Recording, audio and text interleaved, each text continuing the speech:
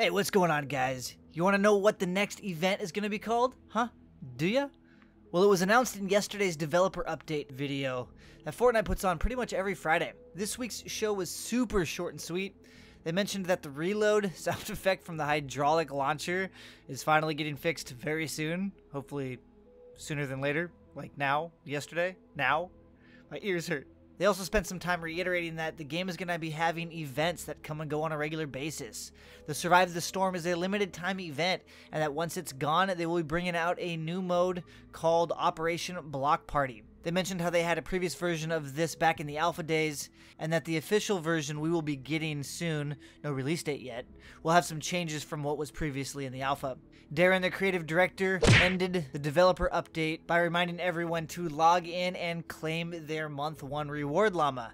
That included extra storage for your schematics, backpack space, a people llama, and a weapons llama, because they will be removing these very soon. So if you have not claimed these free goodies, get your patootie back on Fortnite so you can at least get free stuffs. So that was the dev update in a nutshell. Again, super short and sweet.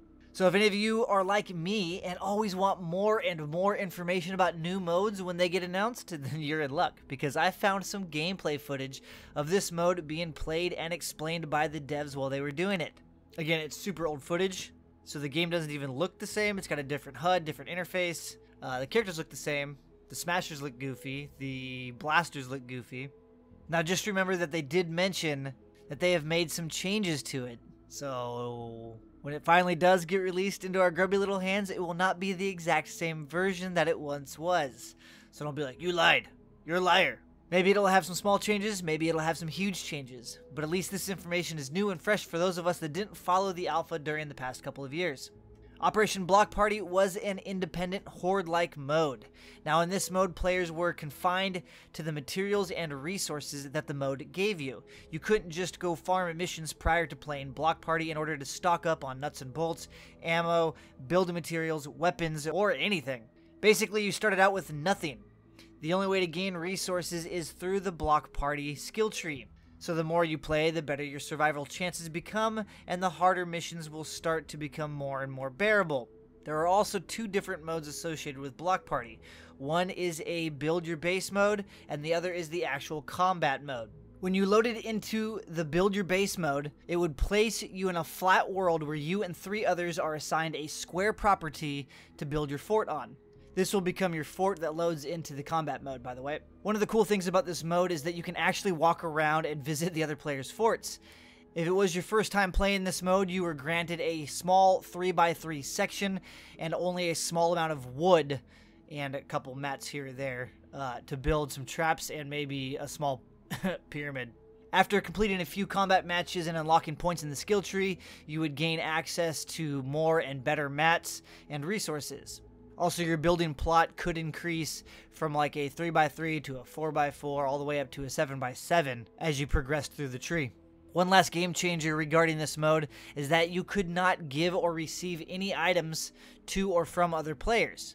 You couldn't even build in their block, only your own. But if you wanted to break down anything on your fort, if you made a mistake, place something incorrectly, it would only take 1 swing from your pickaxe to destroy anything, and it would also refund 100% of the resources and materials required to make those pieces. So you don't lose anything for rearranging or changing or playing around in your quote-unquote little sandbox block. Now, once you were satisfied with whatever you could build with your limited space and resources, you would then boot up the combat mode. Once all the players loaded into the game, everyone would be stuck under a little bubble shield until a tier difficulty was selected. This prevented anyone from running around and farming and getting an advantage, because the game wants it to be very, very strict and limited on what you can do, build, and use. Each difficulty had 10 waves, and there were 20 plus tiers of difficulties. Beginners had access to tier 1 through 7, and in order to unlock a higher tier, you would have to complete the lower difficulty. So 7 would unlock 8, 8 would unlock 9, and so on. There was also a prestige mode that was unlocked after beating all of the difficulties, and this was an ongoing endless mode that progressively got harder and harder and harder. Anyway, going back to the regular tiered difficulties, if you picked a tier that spawned level 20 husks, they would remain level 20 through the 10 waves, unlike Survive the Storm, where they progressively grow in power level each night/wave. Also, modifiers come and go with each wave, and waves 5 and 10 would spawn an abnormal amount of random husk types. It could be a bunch of takers or smashers or just a bunch of rabid munchkins. So it could be pretty terrifying on wave 5 or 10. You could also farm during this mode. You could share items as well, but there wasn't really any downtime between waves. They gave you 30 seconds, and that was pretty much used to maybe smash a couple rocks or trees, trade items, but you also have to move to the other person's base. Now, on a side note, you didn't have to build in build mode every time.